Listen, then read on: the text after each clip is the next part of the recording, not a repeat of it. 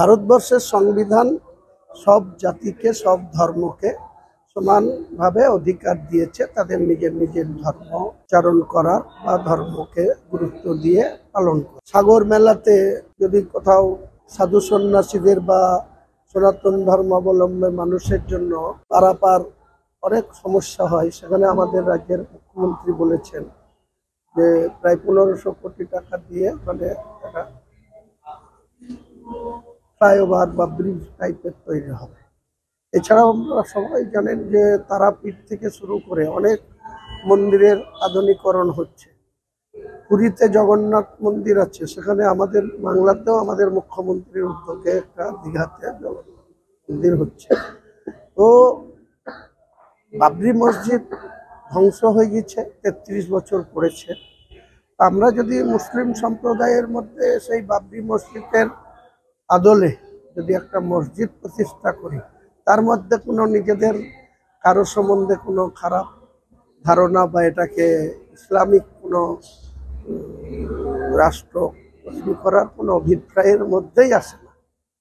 নিজের ধর্মের একটা মসজিদ মানে একটা নামাজ পড়া বা একটা ঐতিহাসিক, যেহেতু বাবরি মসজিদ প্রসঙ্গটা এসেছে, এছাড়াও তো মুর্শিদাবাদ মালদাতে বহু বড় বড় মসজিদ, দোতলা তিনতলা, বহরমপুরে একটা 4তলা বিরাট আকারের মসজিদ আছে, সেখানে তো প্রতিদিন নামাজ হয়, জুম্মাবারে নামাজ হয়।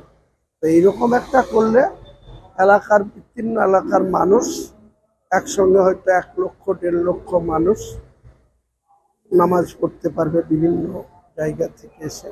তাছাড়া ঈদ, কুরবানি, যেটা ঈদ এবং ঈদ উল জোহা বলে, এটাতেও বিভিন্ন এলাকার মানুষ সেখানে একটা তাদের উপস্থিত হয়ে সেইটা করতে পারবে। এটার সঙ্গে সরকারের অর্থনীতির কোনো বিষয় না, বা সরকারের কাছ থেকে করতে হবে এরকম কোনো দাবি আমি করিনি। আমি এটা নিজস্ব একটা উপস্থাপনা করেছি।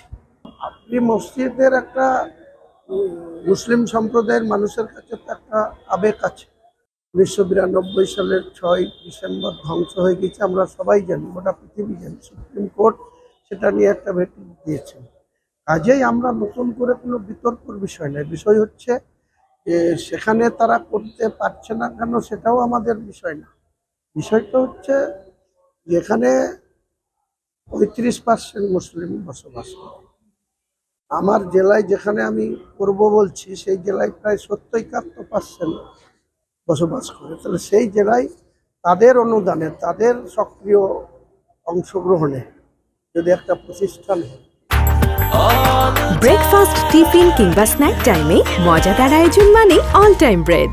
এখানে ব্যক্তিগত সম্পদ দিয়ে আমি নিজে বলেছি যে আমার কিছু জমি আছে, সেই জমি বিক্রি করে আমি নিজে 1 কোটি টাকা নিজের থেকে দেব বাবরি মসজিদ ট্রাস্টি যে হবে।